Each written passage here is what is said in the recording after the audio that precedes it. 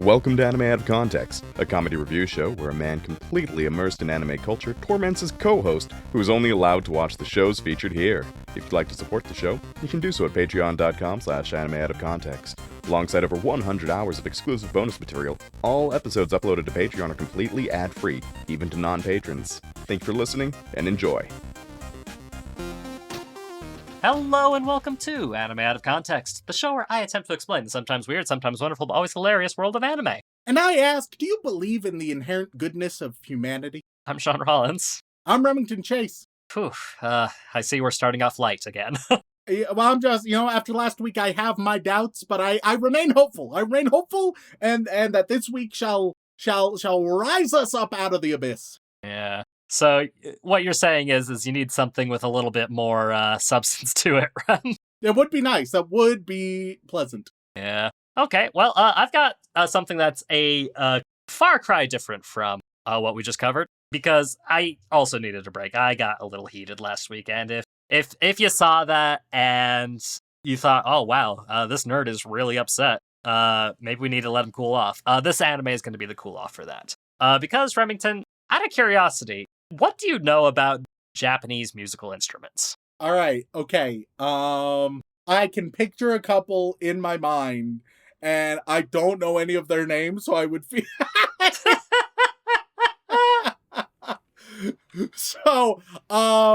Okay. All right. Okay. If you want to give me some descriptions, I'll happily see if I can translate them into what the actual instrument is. The one immediately coming to mind, I would describe it as a Japanese banjo. It's got a real banjo vibe. I have one. Did you know that?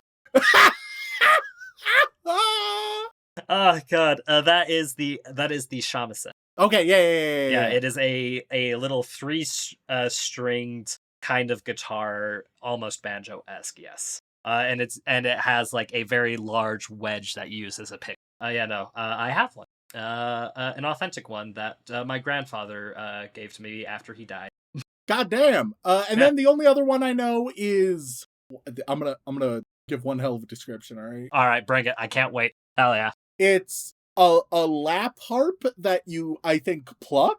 So yeah, it's a lap harp is how I'm gonna describe that. A lap harp. So you're picturing like a long rectangular bit of wood with a bunch of strings that you kind of play on top of like a piano. Yeah. Like you're seated and just a bunch of strings in front of you. It's as if you played a harp like a piano. Yes, that is what I have in mind. Well, Rem, that is the koto. And all right, I'm happy to kind of get to, and I shall go no further. God, I do find it funny that one of the more iconic ones as gamers didn't come up in your mind at all. Oh, fuck, which one? Taiko drums. Oh, okay, I mean... The big fuck-off drums with that you hit with two sticks. Well, yeah, but I guess I don't think of that as, like, especially, because I'm like, look, it's just another flavor of drum. So you think all drums are the same, do you, Rem? Interesting. I know it's not. I know it's not true, but kind of, yeah. You hear that, drummers? I kind of do think. I know it's wrong, but in my head, if he showed me a bunch of drums that were wildly different, I would sort of shrug and be like, "Drum, you've got one instrument there." like there are different drums in like a standard drum kit. Like, they're those yes, once again, I know I'm wrong, but that my brain it looks at it all and it's like drum. That's it, drum. Okay. Well, Rem, thankfully, you have stumbled upon the instrument that we're going to be talking about today, which is the koto. Okay, all right. Yeah. You say it's played on the lap. That's not exactly true. It does lie flat on the ground or on a table, but very regularly it's depicted as somebody kneeling directly behind it or sat at a chair where it's propped up on a table. So it may appear as if it's on a lap. But no, it is a 13-string... I suppose harp is an okay way of phrasing it, because like it is similar, but it has also a lot in common with like a bass guitar or... Sure. Yeah, like it is a very unique instrument. And there are also variations. I think my reference for harp was mostly just because I remembered it had quite a few strings. Yes, lots of strings and plucking. Like that is Yeah. And that's I was like, harp. Yeah, it is a 13-string instrument. Has a bunch of little bridges underneath it that you can move around while you're performing to change the sound. And it is plucked using either pointed little finger clips or squared off finger clips, essentially. And then the sound is manipulated with the other hand. And it also has a 17-string variation for like a more baseline focused sound. And today's anime that we're going to be talking about is kind of all about a group of kids coming together and forming a club where they play these instruments and also, deal with the melodrama teenage life that comes with high school, All right, are we looking at love triangle and a little bit of heartbreak, or are we looking at unrequited love, or are we looking at somebody fucking dies? Those are the three kinds of melodramatic music anime. It's true. What I will say is, as far as I'm aware, I don't think anybody dies in this one.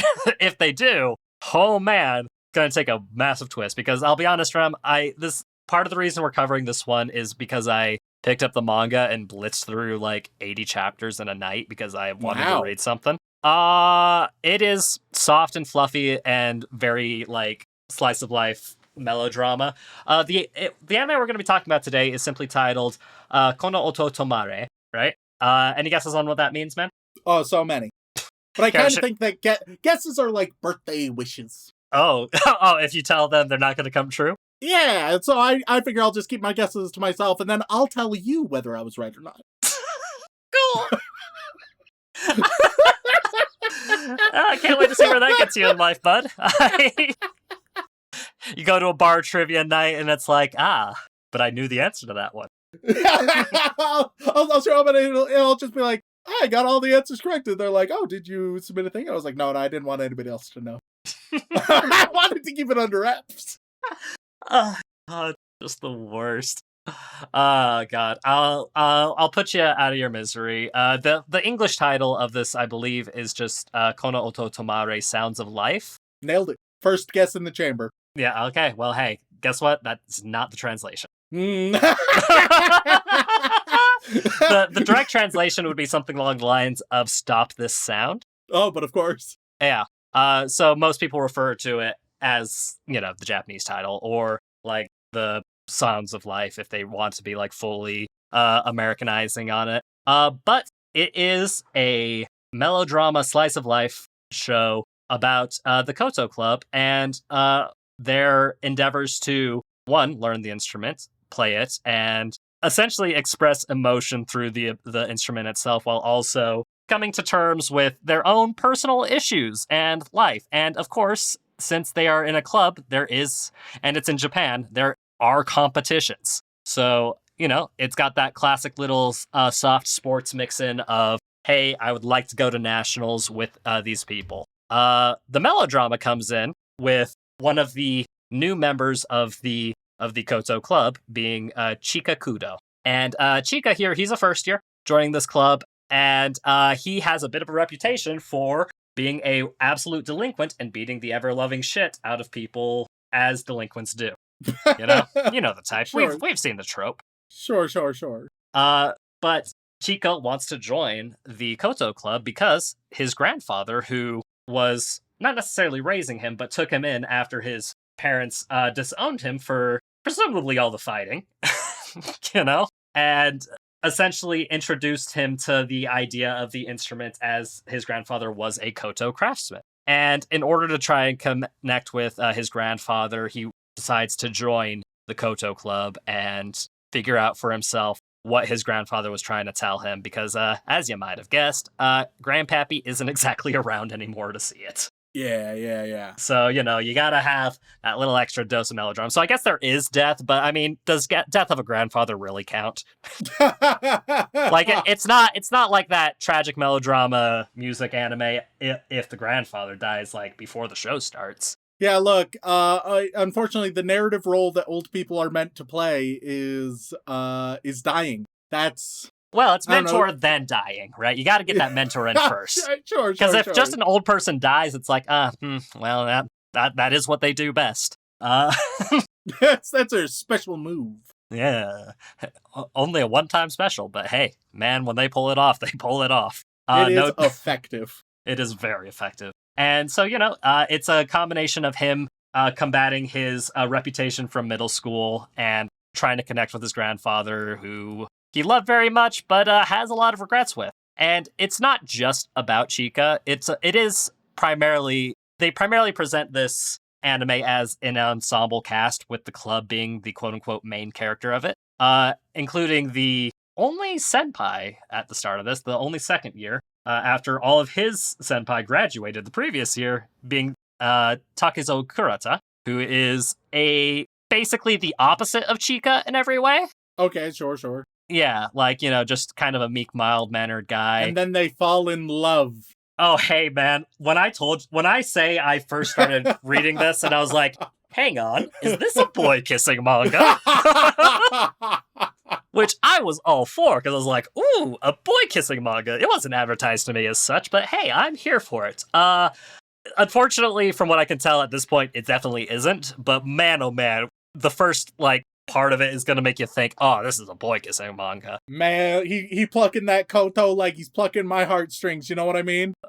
Hey, Rem, genuinely, that is kind of the vibe. That is the vibe of this.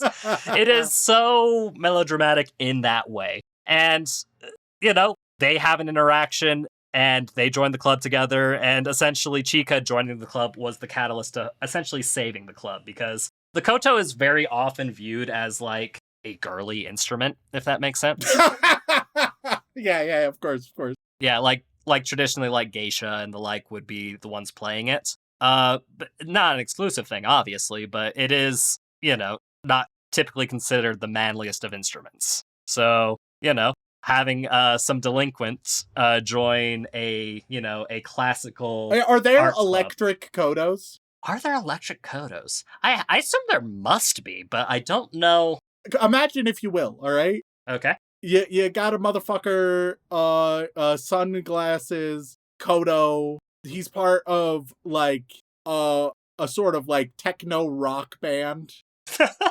And he's just vibing. See, that seems rad as hell. I can fuck with that. I believe in the techno koto life. Okay, so I just Googled electric koto, and let me tell you, the images that came up look nothing like a normal koto. Oh, that's disappointing. Yeah, well, here, let me show you. They kind of lose the grandeur of it, don't they? Yeah, because, when you compare it to, the traditional koto, which, here's an image for you so you can refresh your memory. It doesn't quite match the vibe. Yeah. I want the electric koto to be just as big and as obnoxious, but also I want it to be the equivalent of an electric guitar where it's heavily stylized visually, right? Mm-hmm. Like those electric violins you occasionally see. Oh yeah, I just think that, look, there's room to modernize, all right, and I don't think visually the direction they went with was a good one. Yeah, no. And also it looks like it doesn't even play the same way. It almost looks like a MIDI keyboard. Weirdly. Oh, disappointing. Yeah, it's strange. It's strange. But yeah, no, the koto, massive hunk of wood with lots of thick strings, and and the anime itself is, again, more and more characters joining the club and their own interpersonal issues, and then there's gonna be romance. Of course, there's gonna be romance. It's a coming of age. Mal lists this as shonen, and I think it lists it as shonen primarily because of the ambition side of things and the going forward with feeling type of thing. Because as we all know, women can't feel ambitious. Yeah, but suffice it to say, as somebody who's been reading the manga, this manga is shoujo as fuck. This is a shoujo ass manga. Sure, young boys could enjoy it, demographically speaking, and yeah, it was in Jump SQ. But, oh man, as we all know, kotos are a girl instrument. Oh god. Yeah, no. Here comes the Red Pill Rounds back at it again, enforcing the gender binary. No. I'm not enforcing anything. Genuinely, throughout the 2 seasons of this show that exist, only 2 girls joined the club. It is 5 dudes and 2 girls. So, it is it has all the makings of being like a shonen, like sports manga, but man oh man, once you get into that melodrama, man oh man, does it taste shoujo. It is Hell very yeah. fluffy, it is very like soft, it's got a lot of those emotions. You got lots of tears. It's like, I'm not gonna say that this is gonna be the kind of show that is gonna blow you away in particular, Remington, because like I know this type of vibe of show isn't usually your cup of tea, but you're probably gonna be able to tell when you're watching it that this is the kind of show that a lot of people who are into the idea of just like feeling a show rather than explicitly explaining everything. There's gonna be a lot of vibes. It sounds like you're worried that it may be poorly written and you're trying to sort of get ahead. I mean, I'm not saying it's a masterpiece, Rem. I'm saying it's very melodramatic. I mean, my guy, oh fuck. One of the main conflicts involves delinquents trying to get back at Chica by essentially trashing his grandfather's shop. Like, in what world would that actually happen?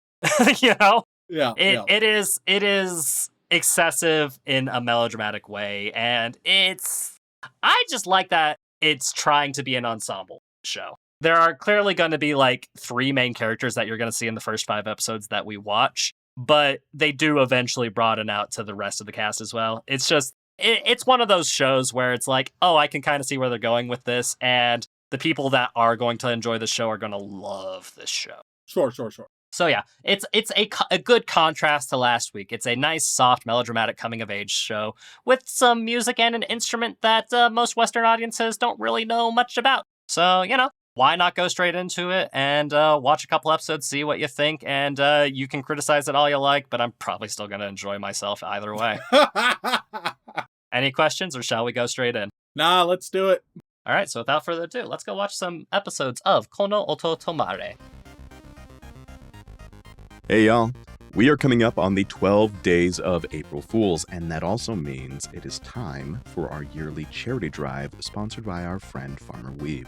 Rather than selecting a specific anime, like our patrons have done in the past, they've crowdsourced a list of options in one of the patron channels on our Discord, from Midori Days to Bakemonogatari. They will all be plugged into the almighty wheel to determine Remington's fate. For each patron, from each tier, not just those that get read during our outro, that changes their name to include the word wheel, Farmer Weeb will be donating $3 to the Trevor Project. But that's not all. This year, there's a bonus challenge. If Remington can get 10 answers in a row correct for a horror movie, higher or lower, with 3 attempts allowed, Farmer Weeb will up his donation to $5 per patron. Is Remington better at predicting horror movie scores than anime ones? We'll find out. And now, back to the show. And we are back after watching the first 5 episodes of the 2019 spring series, Kono Oto Tomare, The Sounds of Life. And tell me, Rem, do you feel like picking up a new instrument, or did this anime just not have enough boy kissing for you? Shaun? Yeah? I do apologize. I may need to return this order to the kitchen. Sorry? Well, see, it didn't come with any sauce, Shaun. It's completely sauceless, Shaun. Sorry? It like, don't get me wrong, it's I guess fine in some regards, but it lacks any fucking sauce. You're gonna have to be a little more specific than that, man. Most of our audience don't like metaphors. Yeah, sure. So, we'll break down mostly by character, but we'll talk a little bit about plot, right? The first 2 characters we meet is Kurata, I never know where to put the emphasis. Yeah. Kurata and Kudo, which I will note are not great protagonist names when they are playing the Kodo, right? Kurata and Kudo play the Kodo. That's what the fuck are you trying to pull? All right, that's. Oh, you don't like alliteration? It's just a little obnoxious, is all. It's a little bit obnoxious. Well, you can call them by their first name if you like. But Kudo's first name comes up a couple times. Kurata, I don't know what his first name. It's Takezo. Maybe that was mentioned when he was introduced, but it has never been brought up since then. Right. So those are two of our protagonists. One of them is our main protagonist, and the other one is there. The other one is implied. It's implied that they're the secondary protagonist. On the cover you showed me in part 1, they're front and center. But here's the thing. We'll start with Kurata because he'll be quick and easy. So his thing is like he loves the Kodo and he wants the club to succeed, right? But other than that, he's a bland bitch. And genuinely, the show, by episode 3, gets bored of him. He shows up a bit in episode 1 and 2. By episode 3, they could care fucking less. By episode 3, they've introduced a couple other characters, and they only care about them interacting with one another. And then, genuinely, in the episodes 3, 4, and 5, this happens a couple times where Kurata is like, man, I should probably be relevant and like do anything. I'm the president of the club, a main character of the show. I should probably be involved in literally any way. And then he continues not to be. It's like the writers, they knew it was an issue. That's why they have him monologuing like that. But they thought just, yeah, if we have him be aware that he's completely irrelevant, then that fixes the issue. It doesn't. It does, especially when you do it more than once. Doing it once, that's obnoxious, right? Doing it more than once? So yeah, Kurata is shit. Just absolute shit. And the show is getting bored of him. The show is just like, fuck. He's a protagonist, so we need to keep him around, but I don't know what the fuck we're doing with him right now. I mean, I can attest that as the show goes on, he is more and more relevant and has more characterization. It's just early doors. It is very much the Chika and Hozuki show. Yeah, which is unfortunate when he's one of the main characters, right? Once again, he is front and center of the cover. He is the president of the club. So you might think he might do a bit more. And there's plenty of opportunities. It's not like it'd be impossible for him to be involved, right? He just isn't, though. He simply is not. The show is way more interested in the other dynamics at play. And honestly, I get it. Hey, me too. Meanwhile, we got Kudo. He's the delinquent who's really trying to learn Kodo and become a good player and everything, right? He's fiercely loyal and willing to defend his friends when they're scorned. He has some decent moments. Probably the most interesting, well-realized character thus far, because he's prideful, but he does try really, really, really hard, even though he doesn't know shit. And so that's a pretty decent dynamic. He gets some friends involved, which, honestly, you get some sort of like wholesome delinquents struggling to learn new things, but also helping each other out. And that works. Kudo and his friends, that works. And then sometimes it works with Hazuki, who is a elite Kodo player, joins just so that she can like compete and win on the school level. She's associated with a prestigious Kodo school, but she has like bad blood with like her mom. There's just some lingering trauma or whatever. And she sometimes is an interesting, decent character, and other times is bland ass stereotype that I do not give a fuck about. And there's the show, as you mentioned, the show gets melodramatic, and boy does it. The problem is the melodrama. It ain't got no sauce, all right? You've sent me some fucking wings, and these wings don't got any fucking sauce. And so it's like, there's melodrama, but I'm like, where's just me biting into the bone? Is that it? I'm like, no, like, let's add some sauce, add some flavor, add some spice. Come on, baby. None of the drama that happens, it feels important or relevant. It feels neutered. It feels, who gives a shit about it, right?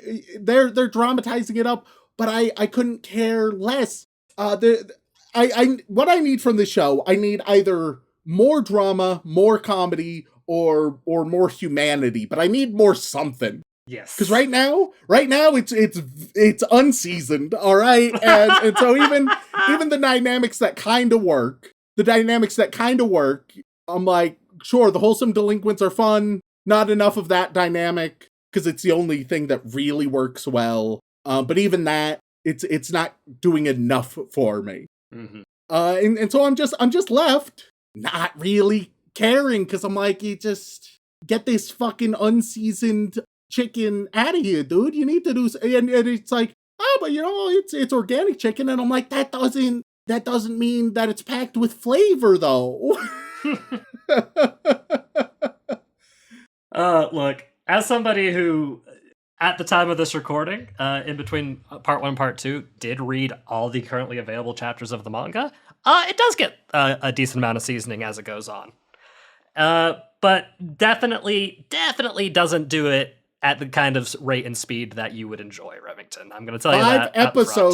5 episodes is plenty of time to add some sauce. Is all I'm saying, all right? That is ample time. Oh, you didn't like the Koto performance in episode 5? It feels like the show is frightened of the Koto performance in episode 5. Because they're like, hey, what about this flashback? Oh, we need flashback. And it's like, oh, are these flashbacks going to be particularly insightful or novel or provide a new perspective? And they're like, well, did you know that Kudo, his grandpa played the Koto? And I'm like, yeah, that's one of his main traits, actually. It's a thing you keep going back to. And it's like, shit, because we got a couple flashbacks about that, if we're being honest. Yeah. And I'm like, I know, you're not adding anything. I know. And they're like, well, did you know that Kudo, he's a delinquent who gets into fisticuffs, but he's loyal to his friends. And I'm like, yes, once again, all of this is what has been established. And he's like, what about these specific instances? And I'm like, yes, we've seen this. We know this. We know everything you're telling me. And it's doing this to, like, avoid the fucking music. And I'm like, why are we doing this? Well, it's because those scenes take a lot of budget. They gotta fill time. Yeah, no, I'm gonna tell you right now, that is definitely one of the biggest issues with the anime adaptation, is the fact that they do try and interfill as much as possible, because these spreads during the concerts in the manga are just these huge, gorgeous double-page and multi-page spreads of them performing and like ethereal effects, trying to get you to imagine the music, since you can't really read a manga and hear music at the same time. like reading it isn't going to automatically put the tune imagine you're looking at those gorgeous 2-page spreads, all right? Yep. And then just a bunch of pop-ups of images you've already seen, and you keep trying to close out because you're like, I just want to enjoy the beautiful spread that feels like the point of this. And they're like, no, but we need you to see these things. Like, I've already fucking seen these. I don't need to see them again. Yeah. That's how the musical sequence felt. Yeah, genuinely, if they cut out just the flashback portions of it and just showed the performance and the reactions of the people around them, they could have, and that would have been so much more acceptable, right? Yep. It's wild. I think this show, it has some potential. It has some moments. I just think it's so mishandled, mismanaged. Mm-hmm. What they like, some elements just aren't working, and such as Karada thus far, which the show, once again, I cannot emphasize, the show knows it. The show knows it. The show feels it. And the show occasionally just needs to be almost like apologetic for it. Yes. As if it's looking the audience in the eyes and being like, hey, that's our bad. We have nothing for Karada. I mean, it's clear that they still want him to be a character, so it's like maybe some plans down the line, but for the first 5 episodes, they're just like, fuck. We thought he'd be doing more, if we're being honest. Yeah, genuinely. We thought he'd be relevant. Yeah, it's definitely one of the biggest pacing issues with the anime as well, because in the manga, yeah, he has his moments, and we get a little more of his introspection in it. But it definitely takes a while for him to really start like a character journey and growth and such. And he does become a full character eventually, which I do appreciate, rather than just what we've seen 1,000 times over and See, over. but ideally, he just starts out as a full character, right? And then his character development isn't finding any bit of character. Rather, it's evolving into a different kind of character. Yeah. So yeah, this is a frustrating show that just it has a couple things that work genuinely. If I think the easiest, the sort of like path of least resistance to make this into a workable product, make this into a sporty slice of life with Kudo and his friends, and they get like weekly coaching sessions from Hazuki. Because sometimes the dynamic does work where Hazuki is like stern but surprised to see the effort they're putting in. Mm-hmm. The wholesome delinquents trying really hard at something they're beginners at, right? That's charming. That can work. Oh yeah, no. Not much else works. Oh goodness. Yeah, no. Like I adore all of them, quite frankly. And is that because I binged through 146 chapters in a week? Maybe. Maybe. But I do enjoy that while it doesn't have the smoothest start ever, eventually as things go on, we get more and more. And even the delinquent trio, our lovely idiot three boys, do even get their own little mini story arcs throughout it as well to expand on their characters as well. And it's very nice and it's very lovely. It's just, yeah, like these first 5 episodes were probably the best way to give you the opening example of the anime as it stands. Because while it's an anime with 2 seasons, 13 episodes a season, well, it's really more the same season, but 2 separate cores. They like split it down the middle, essentially. Oh no. Yeah. Well, 2019, you know. Oh, well, that and the studio that did this one is not a very old studio. In fact, it's a very new studio. They were established in 2016. Oh wow. Yeah, Platinum Vision is the name of the studio behind this. I believe. Yep, Platinum Vision. And would you like to know what we've covered from them? All right, let's hear it. That's it. Yeah, makes sense. Yep. And of their lineup, they have 8 shows essentially. 2 of which is the season 1 and season 2 of this. And I'll tell you right now, this is their best work so far.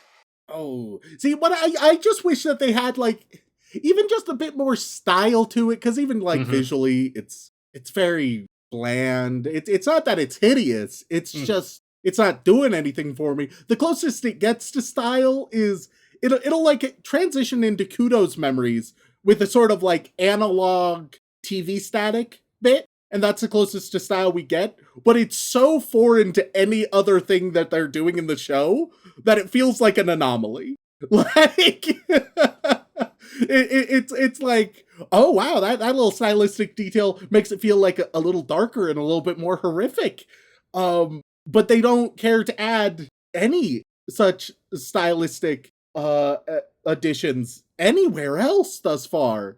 It has been very paint by numbers. And I'm like, it just needs a little more something. Yeah, I'm like, if you got a story this simple, then I need you to have something that really sticks out, whether it is stylistically, whether it, once again, if in the content, if it was like exceptionally good writing, exceptionally well written characters, exceptionally funny, or even, once again, it could just be the melodrama. It's unfortunately boring. If it instead went like, have a little bit of reality show melodrama, you know what I mean? Where it's over the top and a bit stupid, but at least it's fun. At least we're all having a good time with it. Right now, anytime the melodrama shows up, I'm just like, okay. It's not like, it's not your messy friend who you love to hear gossip about, right? It's your friend who has gossip from The Office and you don't care about The Office gossip.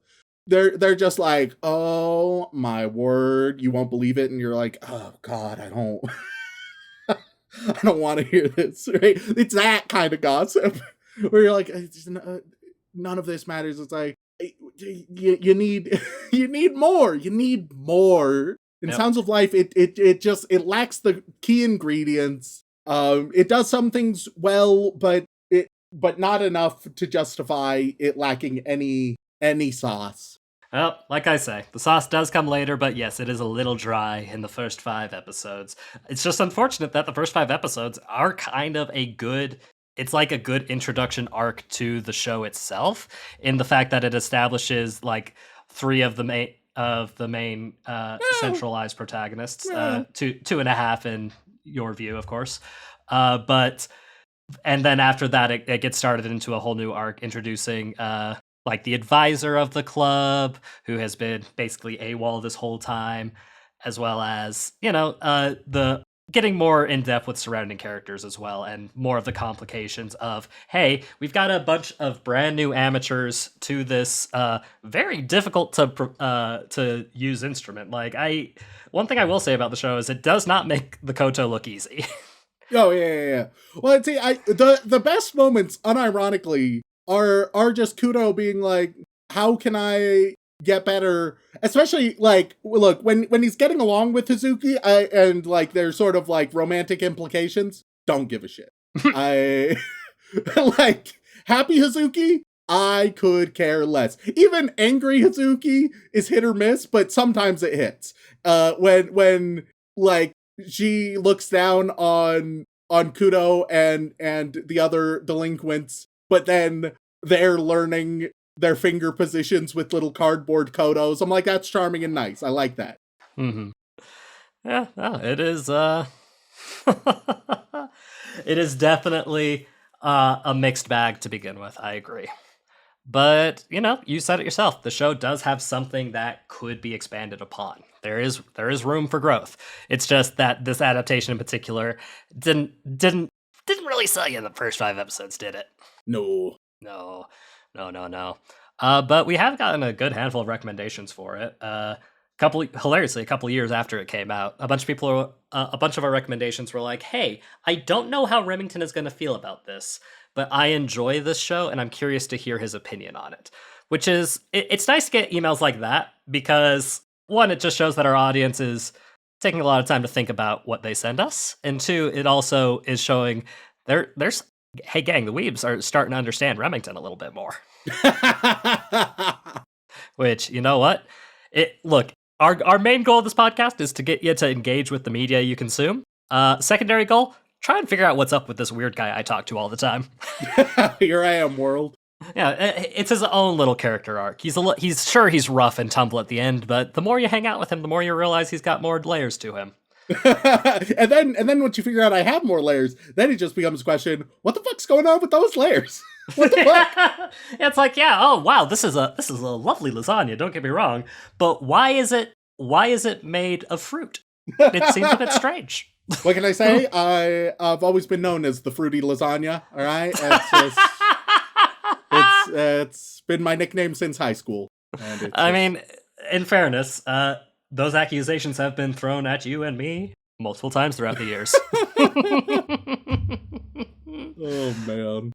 But yeah, so it is one of those recommendations that genuinely, I was sifting through my list of recommendations. I stumbled upon it and I was like, oh, I'll give this a watch. Watched it and it's like, okay, interesting. Good, solid 5 episode for a thing. Then I jumped into the manga and just blitzed through it pretty quick. And I was like, oh, shoot. It's the kind of thing I really enjoy in like a sporty style shoujo-esque manga. And it was very pleasant for me to read through and blitz through.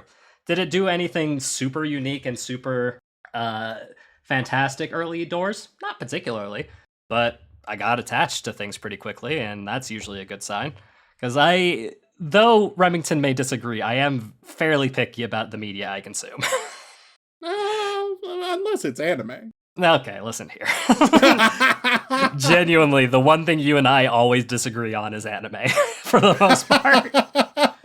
Because there are some things I love that you can't stand, and then there are some things that I hate that you're like, it's fine.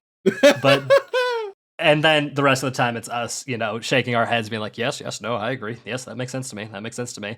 Like, look, man, last week it was just you and me being pissed at a quote unquote popular shonen and an author that can't do anything original. This one, it's very much, hey, I like this, I enjoy this. If you think it's the kind of vibe, you'll probably enjoy it. but Remington's more, let's call it discerning palate, is craving more than the show is presenting. Yeah. But I will say, compared to the other stuff that this studio, Platinum Vision, has done, it's very. This is easily the best. Like the second best thing is, actually, we may have covered one other thing. I can't remember if we covered this particular one. I'm in love with the villainess. Does that sound familiar? Oh yeah. Yeah. Where girl gets reincarnated and keeps trying to have relations with the villainess. Yeah, I vaguely remember that. Yeah, I think we did cover that at one point. That's their second highest one. This is their highest. That's their second highest. Everything after that, though, is not good. Not good. Like, when one of the lists in their lineup is an anime called Sir Vamp, doesn't really give you the biggest vote of confidence. Yeah. Because that's a portmanteau of servant and vampire, and I don't know. I don't know if that's the kind of vibe I'm looking for. Like but Dylan. You know what? Love you, buddy.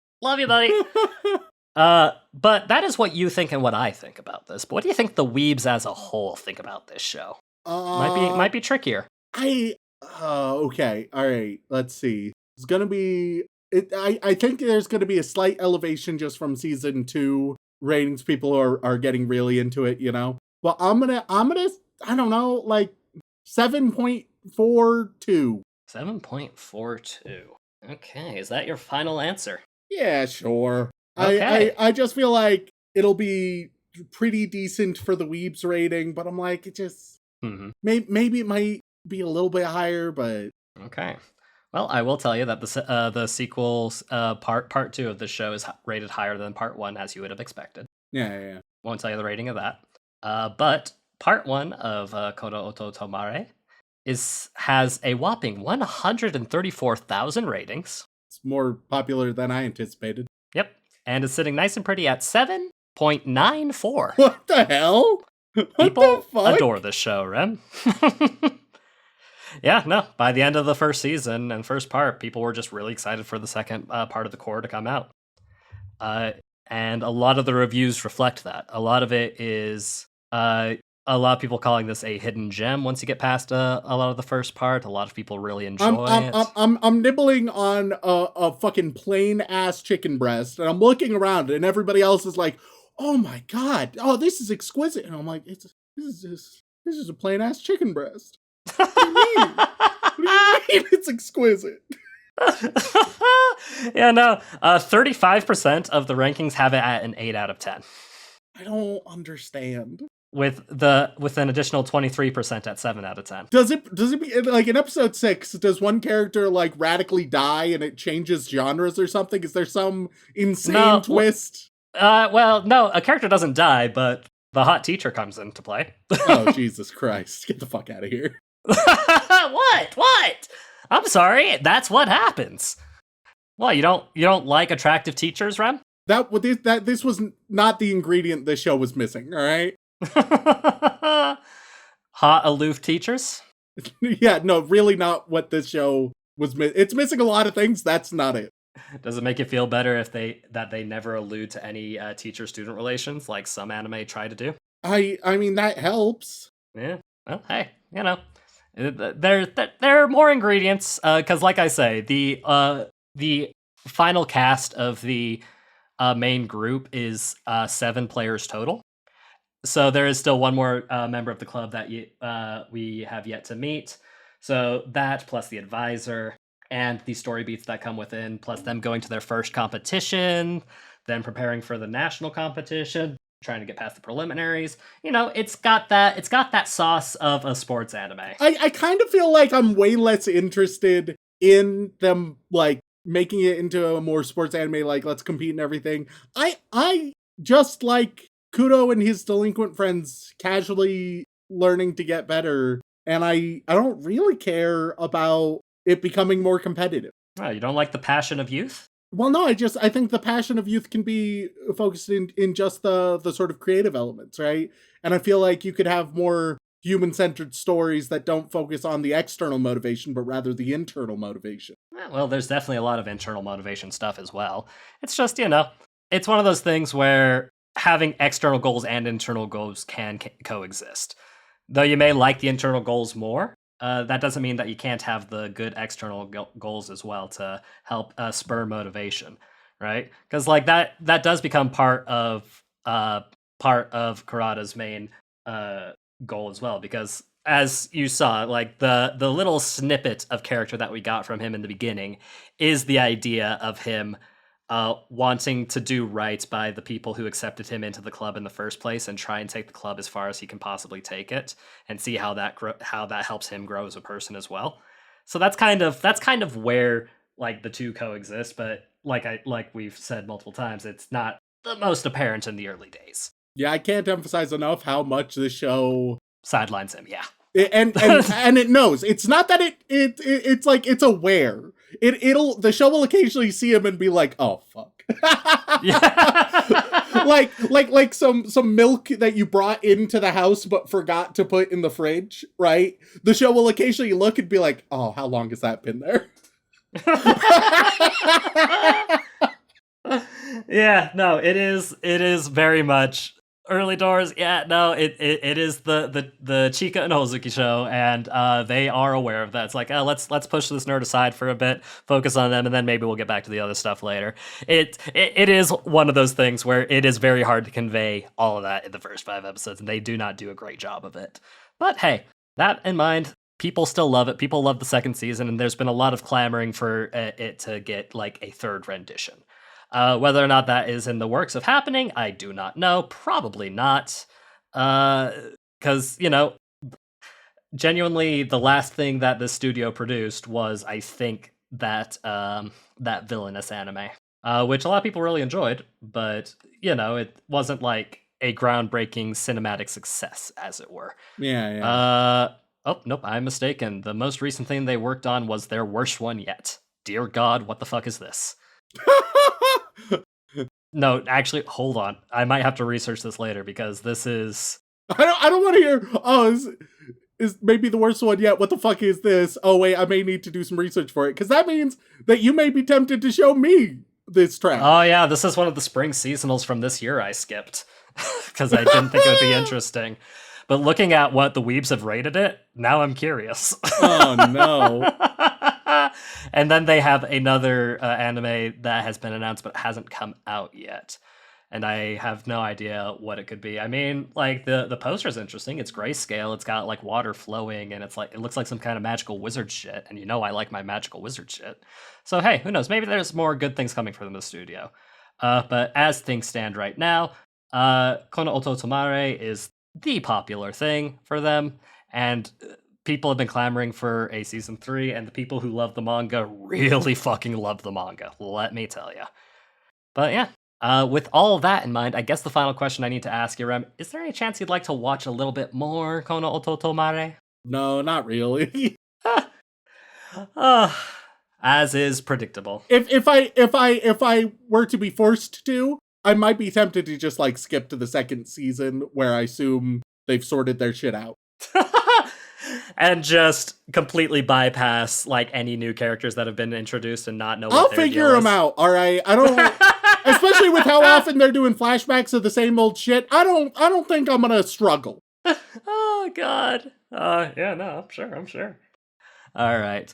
Well, with that in mind, thank you all so much for tuning in. We really appreciate it. If you enjoy Remington, not being perfectly satisfied with his meal, while others definitely seem to be, then please head on over to wherever you get your podcast and leave us a review. They mean the world to us, and we do read every single one. And if that is still not enough for you, you can head on over to twitch.tv/animeoutofcontext, where myself, Dylan, and Remington occasionally play video games very poorly. Lately, me and Remington have been playing Split Fiction together on Tuesdays. Will that be the case by the time this episode comes out? Who can say? Only one way to find out. And if that is still not enough for you, patreon.com/animeoutofcontext, where you gain access to all kinds of lovely bonus material, including the opportunity to be thanked live on the podcast. So, Rem, who we thanking this week? Well, as always, we'd like to send our regards to all of our bland bitch protagonists, as well as our magical girls, who we really appreciate. But moving on, we get to our yandere waifus, who are stealing all the sauce from the building so that we cannot sauce our chicken tendies. And on that list, we have I thought it was Digimon Garlic Champions. No wonder my sister thinks I'm bad at sex. Shaking my damn head. Jesus Christ! There's a lot going on there. There's just a lot. I finally listened to all 380 plus episodes. Take my money.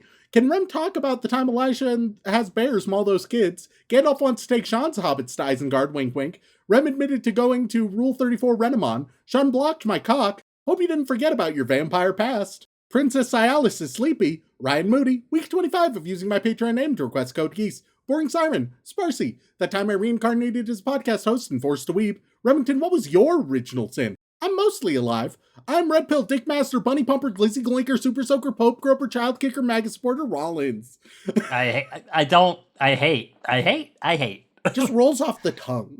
It doesn't, though. Swaraj Verdi, Jake Dent, Wolfire56, Leonard98, Lucky Stars, the King of Moe, fucking God. Shaun, have you ever experimented with another man? I can't believe I've made an account for this. Wes Kane, Bento Kato, replaying the entire anime out of context playlist for a third time. It helps me sleep. Remington is right. Kim Jong-un's cuck chair, gooning to Red Pill Rollins. 2 hours of Rem and Trans Shaun making out ASMR for episode 400. Beach episode and harem supporter, right, Shaun? A Moe piece of trash. Seraphim the Shark plushie. Dylan Appreciation Day. Aisha Gucci. Blarf. Macaroni and Cheesehaw. Danielle Riot. The Danish Viking will conquer the world with Renorzoro as my navigator. Shaun ruined my happy sugar life when he started coming harder than the 12 days will come next month. Get hyped, get horny. Truly, get hyped and get horny, because, man, the highs and lows, all right? The roller coaster ride. It's the wildest 12 days that could be conceived of. Yep. There are twists and turns. Yep. And if you want to support, make sure your username includes the word wheel this time around. Wheel. Super Zoo, Erica McCorkle, Sean Rollins, Link Joe Curl. Shaun wants to give Spoonman a thank and yank. Rem uses the drums of liberation to free all weebs from bad anime. I showed my grandma Aunt Shirley and she watched it all by herself today. Turn her into a weeb. My Digimon is Empreg Red Pilled Rollins. Daddy Rem told me a bedtime story about Shaun's nut. Turban, the capybara is tired. Been playing Pokemon CA and it's the most 7 out of 10 game I've played this year yet. I kinda love it. Stacy's mom, Amazing Muffin, watching Requiem for Spoonman at 0.5 speed. King Ritrock, Pro Tips Out of Context has run out of things to post. Will come back soon. Rhiannon Williams, Titan CNH, The Susanator, Rock Hard for Geodudes, She is in the Bed, Yandere Neko, Anime, Miska took a drink every time Rem said, if I'm being honest, or Shaun said, parting the kimono and woke up in Toledo. It's been a while since I've said parting the kimono, I think. I likely still say, if I'm being honest, quite a bit. Yeah, no, you do. Yeah. I can confirm. Well, and look, I just want you guys to know my veracity, all right? Because that's what all honest people do. Emphasize how honest they are. See, you understand. Fern the Fern, G bottom AK Bear Trap, Shaun digivolve to Cuckmon, Dylan digivolved into It's Not a Favemon, Rem digivolved to a Horror Buffmon. Rem doesn't completely hate my favorite shows. No waifu, no lifu. I'm making Rem call Shaun ethnic slurs until you bring back the Chef no Musco to your Shaun, you Guelo. Humst, Cheese Monkey, Jax, Fenrir Foxolf, Professor Fox, Jam Hands, Shaun so Republican he crashes Grinder, Buckshin. Farmer Weeb wants everybody to know the wheel is coming. Ross Palmer, riding on the struggle bus. Cassidy, and now we move on to the Boy Wizard tier. What are they going to get this week, Shaun? I mean, we gotta give them a new instrument, right? All right. I can't make it all Japanese instruments, because I don't know if there'll be enough, but instruments in general. Sure. On that list we got Melnick Suzuki. Well, let's make it easy. You can have the Koto. Dominai Trigun, it will red pill even Rem. You can have a shamisen. Titaro is visiting Ursa Major. Why? Because Shaun said so. Taiko drum. Umbrasite. Accordion. Rem still needs to watch Bandori, It's Maigo, and Ave Mujiga, or else Kasumi will keep singing Twinkle Twinkle Little Star. You can have an acoustic guitar. That Mouse Girl. How about a bass guitar? Truckun Operator number 42. I'm feeling an alto saxophone. One Piece live action on episode 400. Rem gets it. I do like the occasional threats to your safety. It just brings a smile to your face. A little bit. How about a balalaika? Sammy K's here to remind you that you just lost the game. Banjo. Roscop. Let's go with how about just a bass clarinet? Carver 271. This feels like an oxymoron. A bass flute. Spoonman the Aristocrat is here for party quirks. A bassoon. Powersall listens to his GF yell that he never listens to her. What an odd way to start a conversation. Biwa. Monogatari is everything you ever said you want in an anime. This week it has experimental visuals. Bagpipes. The great buttball of despair misses you. You seem like a bongo man. Mike. Castanets. Beethoven 1201. Cello. Umtum. God, some of these... I'm genuinely curious with a lot of these, because these are some things that are interesting. And then you have, of course, clapped hands. Which isn't interesting. Got robbed. Silent secondary. How about the contrabass? Miguel Deleon.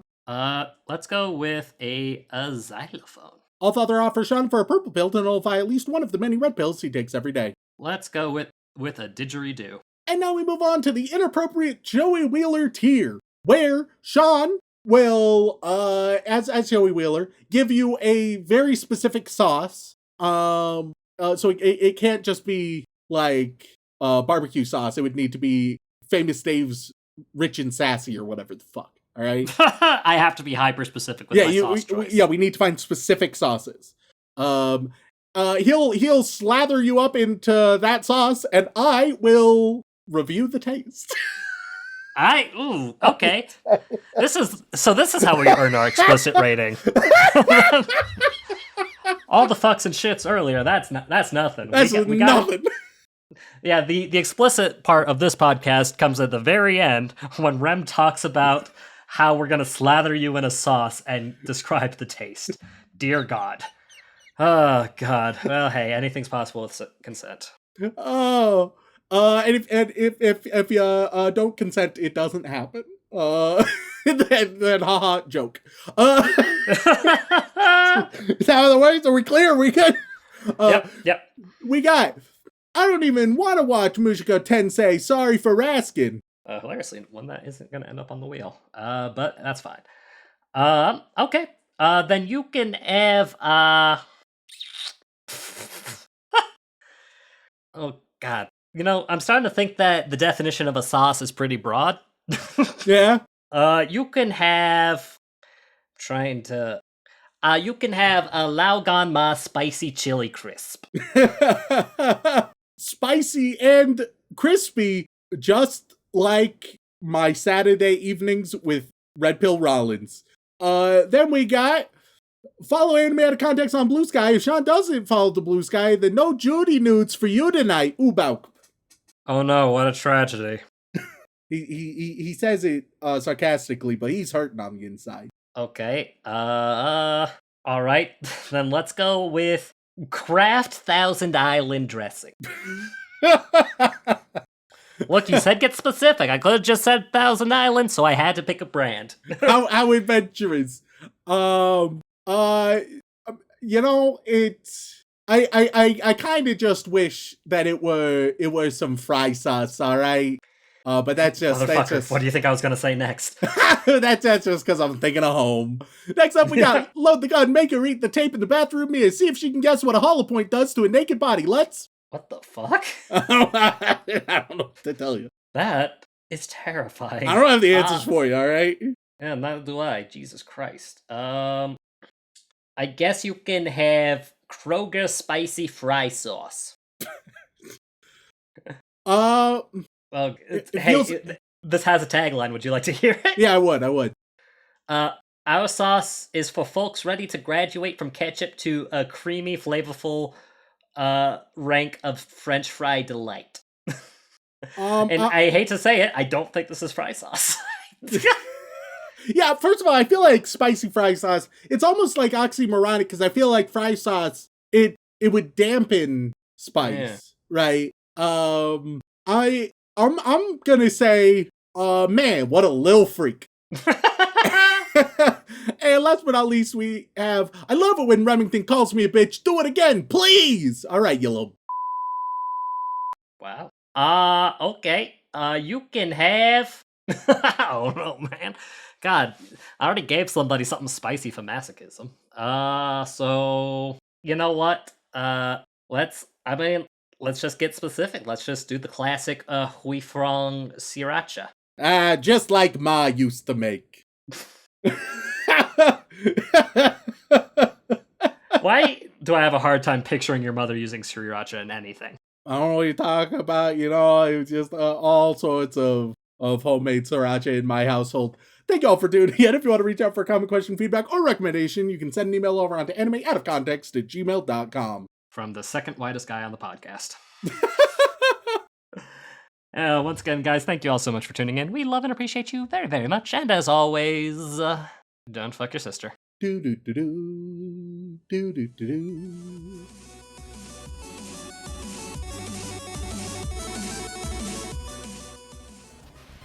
There are perverts in the wall. There are big, tall, terrible perverts in the wall.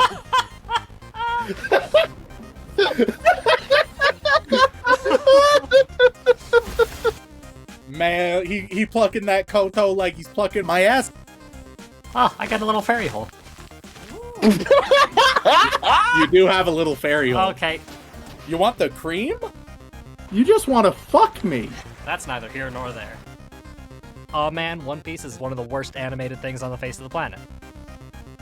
Imagine if you will, alright? Okay. My veiny dick. I'd rather fuck myself. I'll coat you in monkeys. What?